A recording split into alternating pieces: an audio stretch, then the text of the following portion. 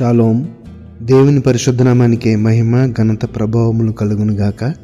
మన ప్రభువును రక్షకుడైన యేసుక్రీస్తు యెహోషువ మెస్సీ నామములో ఆత్మీయులైన మీ అందరికీ నా హృదయపూర్వక వందనాలు, ఉదయకాలపు శుభాలు తెలియజేస్తున్నాను. యోబు గ్రంథము 4వ అధ్యాయము 6వ వచనములో ఈ విధంగా వ్రాయబడి ఉంది: నీ భక్తి నీకు ధైర్యం పుట్టింపదా? నీ యథార్థ ప్రవర్తన నీ నిరీక్షణకు ఆధారము కాదా? నీ భక్తి నీకు ధైర్యము పుట్టింపదా? నీ యథార్థ ప్రవర్తన నీ నిరీక్షణకు ఆధారము కదా. అవును ప్రియులారా, మనము ధైర్యము కలిగిన వారముగా నివసించాలంటే మన భక్తి మనకు సహాయం చేస్తుంది కదండి. దేవుని యందు భయభక్తులు కలిగిన వారికి ఆ ధైర్యము, ఆ నెమ్మది, ఆ సమాధానము ఖచ్చితంగా ఉంటుంది. ఎందుకంటే ఆయన నమ్మిన బిడ్డలను ఆయన సిగ్గుపరచువాడు కాదు. అదే మాట ఇక్కడ మాట్లాడుతున్నాడు ఎలీఫజు యోబుతోటి, నీ భక్తి నీకు ధైర్యం పుట్టింపదా? ఇది యోబును ఎలీఫజు అడుగుతున్నాడు, కానీ ఈ మాట ఆయనకు తగినదే. ఎందుకంటే యోబు గ్రంథము 1వ అధ్యాయం 1వ వచనంలో యోబును గురించి ఒక గొప్ప సాక్ష్యం రాయబడింది. ఊజు దేశమునందు యోబు అను ఒక మనుషుడుండెను.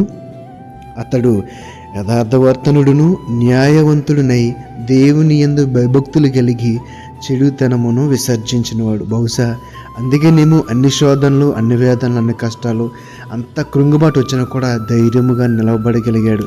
ఎందుకంటే ఆయనకున్న భక్తి ఆయనకి ధైర్యం పుట్టించింది.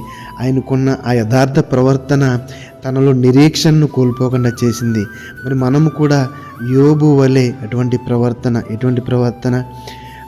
యథార్థత, న్యాయవంతులుగా జీవించడము, న్యాయము తీర్చేవారం కాకుండా న్యాయము కలిగి ఉండటము, భయభక్తులు కలిగి చెడుతనమును విసర్జించేవారముగా ఉండడము. మరి ఇటువంటి ప్రవర్తన, ఇటువంటి గుణగణాలు కలిగి ఉంటే తండ్రి అయిన దేవుడు మన అందరినీ మెచ్చుకుని మరి ఎన్ని శోధలు, ఎన్ని వేదనలు వచ్చినా కూడా వాటి నుండి విడిపించుటకు సమర్థుడిగా ఉన్నాడు. మరి ఇంకా గొప్ప సాక్ష్యం మనం చూడగలిగితే కనుక యోబు గ్రంథంలోని 1:8వ వచనంలో యెహోవా అంటున్నమాట, తండ్రి అయిన దేవుడు అంటున్నమాట, నీవు నా సేవకుడిని యోబు సంగతి ఆలోచించితివా?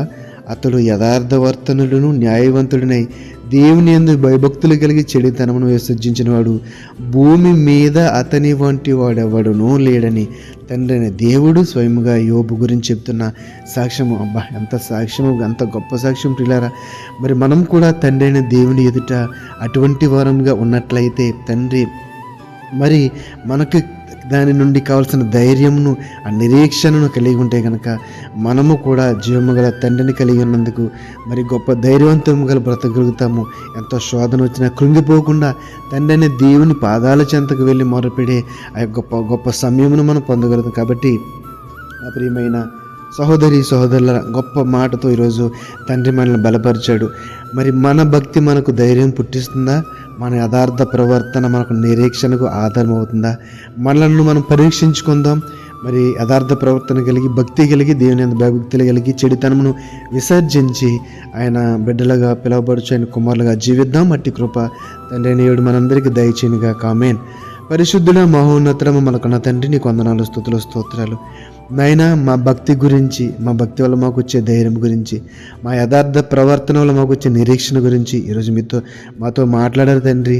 అవును ప్రభా, యోబు వలనే ఆ యథార్థవంతమైన, న్యాయవంతమైన, నీ యందు భయభక్తులు కలిగిన జీవితాన్ని మేము జీవించి నీ నుండి గొప్ప సాక్ష్యం పొందిన కృపణ దయచేయండి.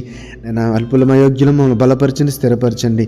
ఈ మాటలు వింటున్న బిడ్డలు ఎవరైతే అనారోగ్యంతో ఉన్నారో స్వస్థపరచండి, సమాధానం లేకుండా ఉన్నారో శాంతిని, సమాధానము దయచేసి నీ కృపలో భద్రపరిచి నడిపించమని నజరేయుడైన యెహోషువ మెస్సీ నామములో ప్రార్థనకి వేడుకొనుచున్నాము తండ్రి.